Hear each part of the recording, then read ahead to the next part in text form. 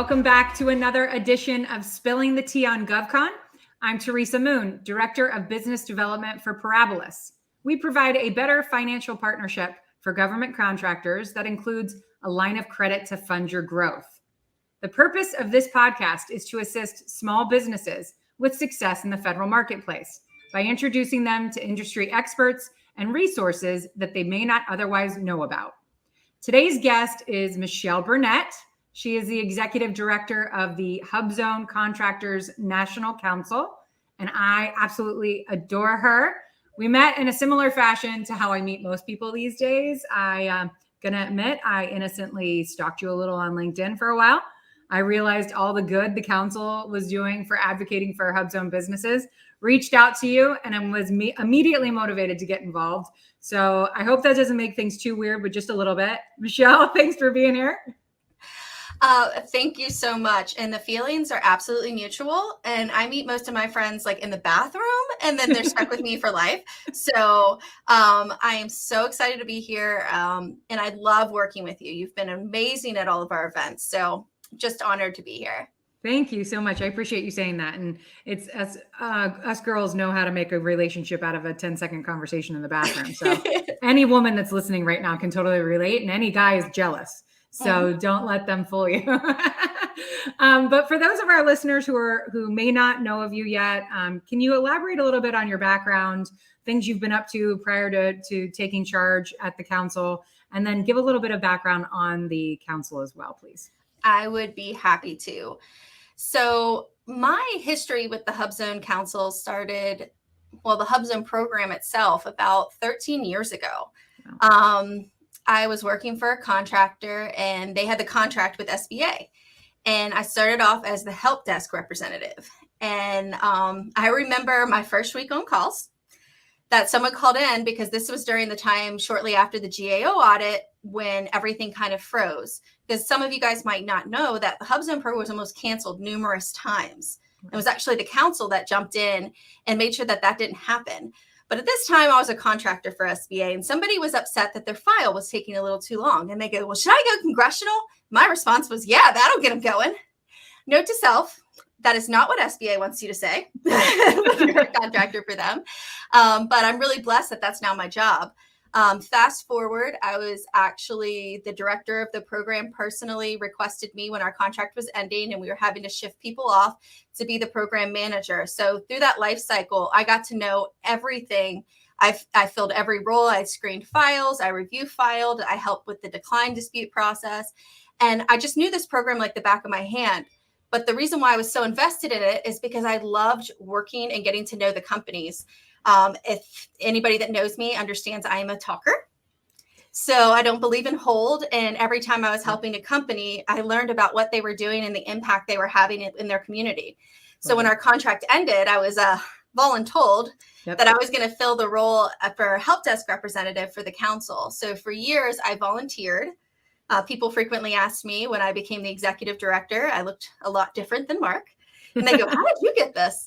And I said, well, I volunteered for like 6 years. So, and I knew the program like the back of my hand. Mm-hmm. So that's how I ended up in the role that I am. And I just, every day I'm learning something new from the businesses and the organization. But essentially, I've been working with companies and consulting and providing different types of services for over 13 years.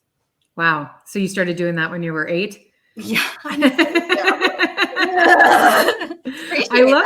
love that.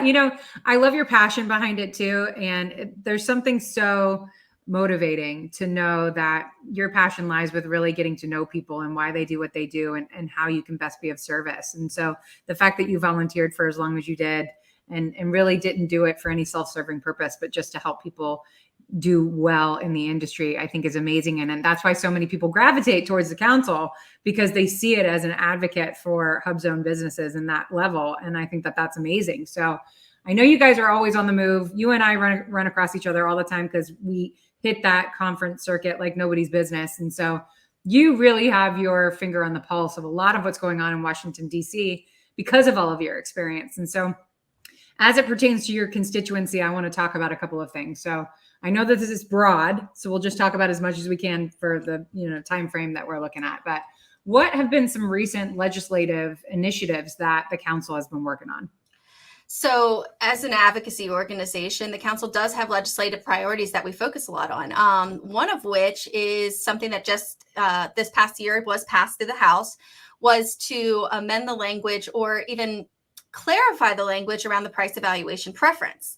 As it currently stands, for those that are unfamiliar, one of the benefits that's very unique to the HUBZone program is the 10% price evaluation preference, which means if in bidding an open competition against a large business, if your price is within 10%, you're essentially viewed as the lowest bidder. The HUBZone program is the only socioeconomic program that offers this. So you would think, given that unique capability, that it would be used a lot more, but it really isn't, because a lot of times in open competition, especially with category management and stuff, it's like a misinterpretation, because right now with contract vehicles, they're looking at a 10% at the time of bid and award. Well, when you're originally given something that's like an IDIQ or something, there's no money at that because everything's at the task order level. So our view is that the 10% should be applied at the task order level. Mm-hmm. And SBA has openly agreed with that. And it's something that we're kind of in the gray area of, and the House also says, hey, I believe that it was always supposed to be this way. So right now the House has already confirmed and passed it through there. It's now with the Senate. So fingers crossed, we're going to see that take place. And then hopefully we'll do a big campaign to really educate the contracting officers about this shift. And hopefully it'll be really beneficial to a lot of businesses, especially as it pertains to products and reselling. Yeah. I mean, and with inflation too, this has got to be a huge support. There's so much talk about that across the country. It's not just a DC exclusive or a federal marketplace conversation being had. It's effective, in and out of everywhere, every household, every business. And so that's really awesome that you guys are embedding yourself in that conversation. That's amazing. We also have been really focused on, obviously, with the DOT infrastructure spend. So the president's infrastructure bill made history. It is funneling billions of dollars into distressed communities, but the intent is about 85% of those dollars are going to trickle down on the state level. Mm-hmm. Right now, HUBZone is not recognized on the state level; it's only on federal. And the DOT trust fund money, so $2.3 billion is allocated each year under the DOT trust fund bill. But right now, it's only eligible to compete for women and minorities because it was passed as part of the civil rights movement. Since the time that language has passed, the SDVOSB program and the HUBZone program were established. So these programs didn't even exist at the time that the language was written to bind this dollar value. Mm-hmm. So we've been actively trying to get that amended. That's also an initiative that our partners at NBSBC are working on. Yep. The HUBZone Council for years has been openly addressed as leading the charge against category management, which is pretty ironic given the fact that GSA is part of the president's, it came down in one of his executive orders that they were going to do category management training. Right. And GSA was responsible for doing that. So on two occasions, two of GSA's divisions, Industrial Products and Services and the Construction Division, have asked me to come in and host their monthly training. Wow.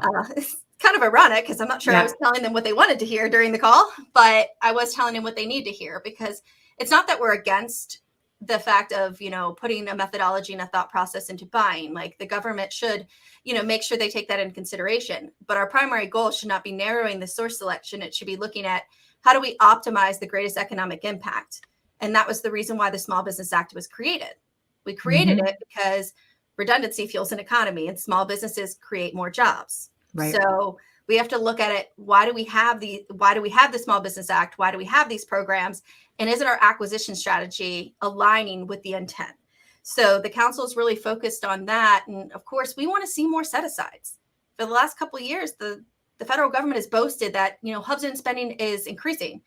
Well, the fact is while that dollar value might go up, the number of small businesses receiving those awards and the number of set-asides is dwindling. Right. On average, over 80% of the dollars that are counted towards the HUBZone goal are not set aside. So, what are we really doing? We really need to change that acquisition philosophy and make that impact. So those are some of the initiatives that we're working on. Obviously, we've been, chipping away at that whole parity among sole sourcing. I know everybody wants to see that because, 8A, obviously sole sourcing for 8A versus how sole sourcing works for women-owned, HUBZone, and veteran-owned is quite different. Right. So we have been making some strides, and over the past couple of years, I've actually even helped a couple businesses with shaping opportunities as sole sources. Wow. But I cannot pretend like, we are not going to stop and we're not going to take our foot off the gas pedal. And it's something that we're going to continue to focus on. But there's a lot of other initiatives that we are making some pretty big strides on, especially aligning rulemaking with between SBA and the FAR Council. Wow. In the last couple of years, the SBA has made a number of positive changes that are helping the small business community. But these changes are happening so fast, like there's a gap between when SBA makes the change and then when it gets into the FAR. Right. So much of a gap that it becomes like this, like a gray area for contracting officers. So what's the point in putting all this time and energy into making changes if they're not being utilized? Right. So one, trying to narrow that gap and create more like of a unilateral process, but also then focusing on re-educating the contracting officers about these changes and making sure that that is incorporated into their acquisition strategy. That's awesome. I mean, you've really unpacked a lot right there, and you've definitely got the ear of the SBA. They are listening to you. So if you can bridge that gap between them and the FAR, and making some of those initiatives, hit within reason, like you've been discussing, that would be amazing. I mean, I go to the HUBZone Council event, annual event every year, and you've gotten the administrator the last 2 years in a row come in, and she's paying notice, and so are her. Her team is paying notice to what you guys are doing. And so that is an amazing start, because the more people involved at a higher level, the more action that's going to come behind it. So kudos to you all for really coming together with a unified, loud voice into paying attention to these great, strides for HUBZone businesses, and kudos to NVSBC as well for the initiatives that they put forth for SDVOSBs as well. I think it's great that you lock arms with other organizations to, unify your voices to make an impact. I think that's great. I think that's a really wonderful strategy. One thing I do want to make sure, something that is unique to obviously the HUBZone Council, is, SBA has, as some of you might have noticed, in 2020, December of 2019 is when they officially dropped. SBA did the largest overhaul of the HUBZone program rule changes since the program's inception. So that was a big deal. And since that, SBA has been getting their sea legs. When you make changes that significant, you have to expect that it's going to be a learning curve and things are going to happen over time. Right after making those huge changes, SBA got hit with COVID. And then they had to pivot. And I commend Lori and her team for how well they did pivot, because, we had a whole new management staff that got thrown in there. They lost, Miss Mariana Pardo had retired. She had been the face of the HUBZone program for as long as I can remember. And it was a very difficult task for them to undertake. So recently, SBA has been trying to kind of grapple with figuring out how to reduce fraud, waste, and abuse. And in doing so, has made some pretty significant changes. So some of which the council doesn't exactly agree with. So from an organizational perspective, we've been actively working with the SBA as well as our members to figure out how can we find a common ground. At the conference that we had a few months ago, Lori did indicate that there will going to be some proposed changes that they will be releasing. To my understanding, they're still working on writing that. But once it does come out, I really hope that the entire HUBZone community takes a chance to look at those and we come up with a strategy, because it's not just up to SBA to make these decisions. Like, we all need to be able to look at it and figure out getting in front of it, because the way one person views a rule change versus the way another one does. And I feel like that might have been where some of the stop gaps were before, is that we didn't really think about it holistically and how it could impact the program. So now we've had enough time to kind of see what works and what doesn't work. And they're kind of returning to the drawing board to say, but if you have suggestions, SBA does listen. They do want to hear feedback. And on Wednesday, we're actually having our annual member meeting, and at which time we're going to talk about where we're currently at and try to get our members to give us some ideas about, what's working, what doesn't work, and where their concerns lie. I love it. Bringing everyone to the table is important. So that's great. Speaking of What are some of the goals that you guys have set forth for 2023? So the biggest goal, I would say, is focusing on changing the narrative of the government not just trying to meet a goal. I know everybody hears, well, HUBZone should be a priority because they're not meeting their goal. Wait a minute. Okay. They're really not meeting their woman-owned or veteran-owned goal either. Right. The fact that we have been so focused on meeting a goal is actually taking us a couple steps backwards. As I mentioned before, less opportunities are getting set aside and less unique businesses are getting awards. To me, that's not a win. Right. If we're working our way towards meeting the 3% goal, we should be working that way and optimizing the program's intent, meaning we want to see more businesses getting contract awards, more businesses located in distressed communities, more jobs getting created in distressed communities, and keeping the money in the areas it's intended to support. So our real goal for 2023 is to get to the decision makers, the program managers, the contracting officers, the ones with the dollars. The last couple of years, I feel like we have made our strides and made the impact. Congress is listening. The OSTABUs are on board. They've drank the HUBZone Kool-Aid to say, they understand the impact of this program, but contracting officers, they have a job to do. And if they're so disconnected to being able to understand the impact, it's like telling somebody, hey, I know that, if you have to run these 3 miles, but you could go take a little shortcut here and either go as a set aside or an 8A, and it reduces the risk, but they're not thinking about it from that perspective. So I think that it's really important that we re-educate them and help them with developing strategies. That doesn't take too long, because Congress created a lot of rules and regulations in order to protect small businesses and ensure that they're getting their fair share. But unfortunately, in doing so, they created a lot of barriers. I've been on so many calls of this barriers discussion. People are like, what is the biggest barrier to small business? I was like, the biggest barrier to small business is the government's acquisition strategy. Right. That's the problem. I'm like, you can't meet your HUBZone goal. And I was like, hey guys, I've solved your problem. Just do set asides. Right. I will solve your problem, I promise. So it's okay. So we need to be making sure that we're looking at this from every perspective. We need to make sure that we're talking to these contracting officers, figuring out what are your barriers and what can be done, what rules or regulations could be changed that could streamline this process that would allow you to get these contract awards out. Right. I remember my first couple of weeks on the job, and it was a learning curve. And I asked, and I was running some numbers and some reports, and I was like, I just don't understand it. Like, the FAR clearly states you're supposed to consider a set aside before going small business, but the numbers you guys don't do that, and nothing happens. And they were like, oh, well, it doesn't matter how the contract is solicited. We still get to count it if the company has that socioeconomic set aside. I'm like, well, that didn't make sense. Right. Because that's actually one of the biggest problems with the HUBZone program that we're trying to tackle is attempt to maintain. You can only claim the 20% attempt to maintain if you have a set aside, but 80% of the contracting dollars are not set aside. Wow. So wait a minute. I was like, this doesn't make any sense to me. So what can we do to fix this? So our biggest focus again for 2023 is change the narrative, the way they view it, and hopefully see more opportunities going to unique businesses in these HUBZone communities. And I think you're going about it the right way from the education journey pathway, because there probably had to have been a huge overhaul because of COVID as well, of new people coming into those roles, new program managers, new contracting officers that may not be as restricted because they don't have so many years in their repertoire of how things have always been done. So you could tweak that a little bit better with someone that might be a little newer, right?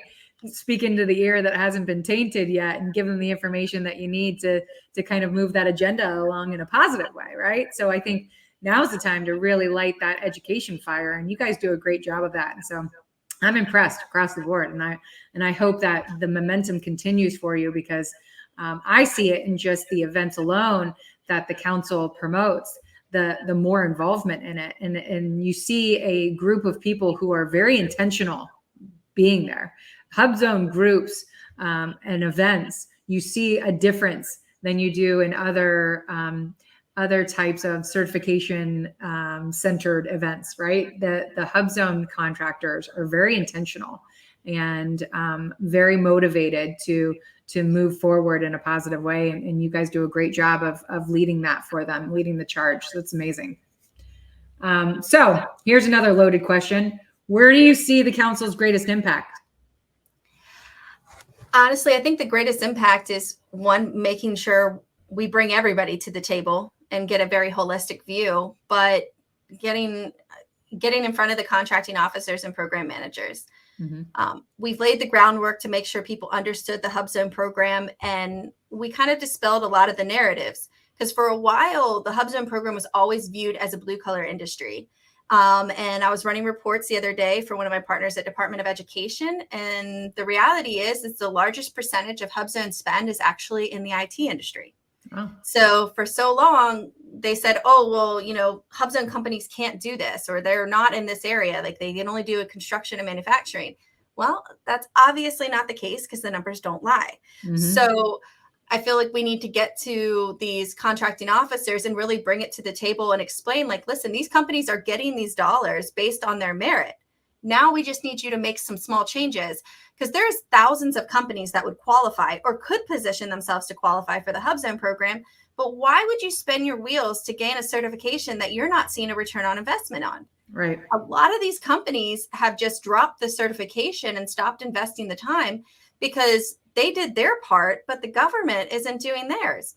In my opinion, when you apply for this program, I feel like it's an unwritten contract. The government said that 3% of these dollars are supposed to be set aside. And so you invest in this community, you hire people, but then when you look around and you don't see set asides, you're like, wait, what? So I just don't think that's fair. And I think it's something that Congress really needs to look into. And this is not specific just to HUBZone. It is an issue with the women-owned program as well as the veteran program. So I remember the first thing that I did when I took over is I want to have a partnership. It's enough of us as versus them. It's not about just meeting the goal, or HUBZone hasn't met it. We're not competing against each other. Right. We're coming together, and we're going to hold you guys accountable, because enough of the finger pointing. Let's figure out how to fix it. That's a great approach. I mean, the proof is in it when the numbers are there, and a unified voice makes a bigger impact than someone standing on their own. So I think that's great. And I really, I want to do whatever I can to help further that initiative. And I hope that the contracting officers and program managers that are connected with this program are paying attention.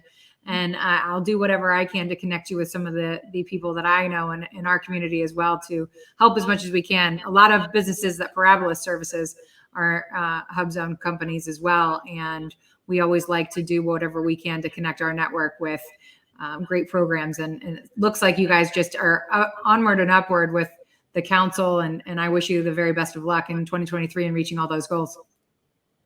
Well, you're definitely going to help me do it, because, Teresa has graciously offered to, represent the council in Parabolis for an event for Department of Education this week. Because Ed goes, "Can you speak?" And I'm like, "I'm going to be out of town." They're like, "Do you have a recommendation?" I was like, "Yes, I do." So I really appreciate you being able to fill in last minute. And I know that the attendees at Department of Education's event on the 20th are definitely going to get a lot more than they even bargained for with you there. Well, thank you. I hope my one-liners make a good impact, because I've got plenty of them, and I appreciate you thinking of me. I'm happy to help whenever I can. I'm passionate about what you guys do, and it's an honor to be able to be a part of it and stand locking arms with you guys. And so anytime you keep me in the loop, I will do it.